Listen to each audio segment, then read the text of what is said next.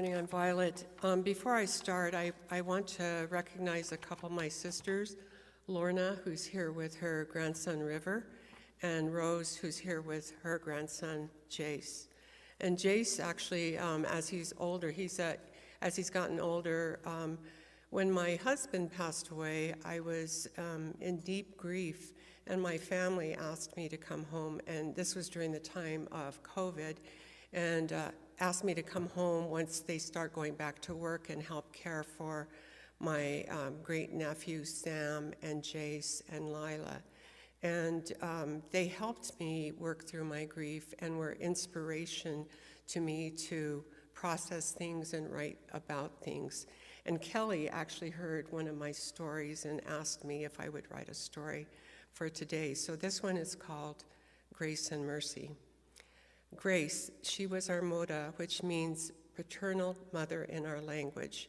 She was like her name, serenity, a breeze flowing through the trees, a light rain falling softly on the earth. Like first sunlight touching the mountain tops, she walked quietly. I wonder what she thought when she was introduced to this new belief, Christianity. I know she knew the history of our people. She told us about the removal of Yavapais to San Carlos, the long walk over miles of rough terrain in sometimes severe weather with limited food and water. Many Yavapai died on this walk. We learned about the loss of land and massacres, resulting again in deaths of relatives. She told us about being removed from her family to attend a boarding school for Native children. Her hair was cut. She was given different clothes to wear. She was forbidden to speak her language and forced to learn a new language. She would say that she would find other Yavapai children and they would speak Yavapai in secret to avoid punishment. She was not allowed to come home for the summer, but instead she had to stay at school.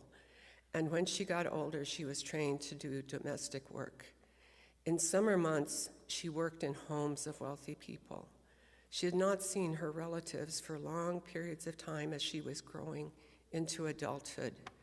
I wonder who comforted our moda when she was a young girl, missing her family.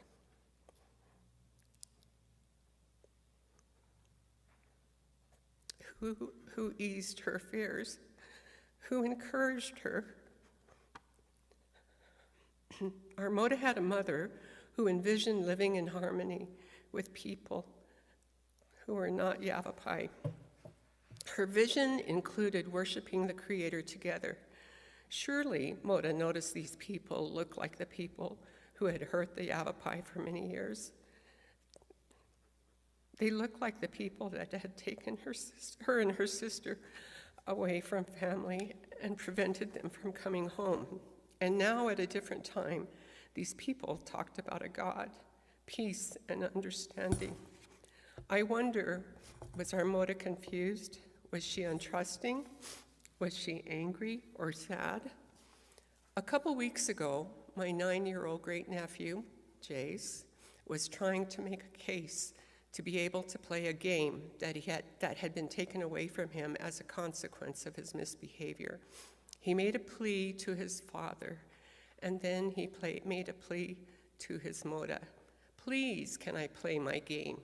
When the response was the same from them, no, you can't play that game, and you know why.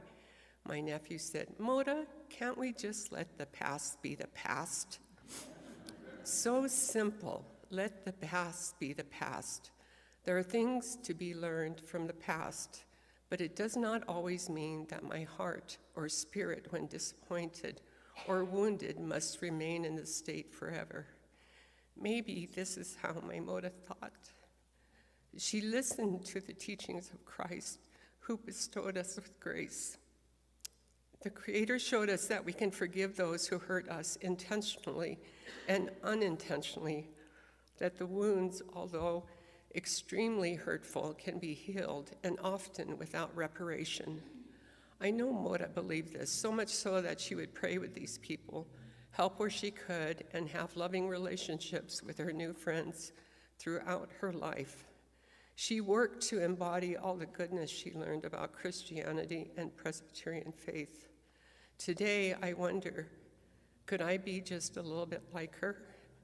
Could I be like our Grandma Ola, our grandpa, our Aunt Ludi and Mom? Could I have the same faith to follow in their footsteps by accepting the difference of others, humbly helping others, listening to others, including my relatives, without judgment, talk patiently to those who think differently than me, forgive those who harm me by words and actions?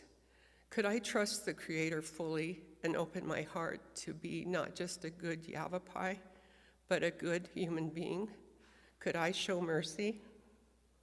We have friends that we have met through our grandparents, the Claus family. Their patriarch was Tom Claus, a Mohawk man who ministered to Native people throughout the world. He would say, "I am proud to be a Native by race, but more proud to be a Christian by grace."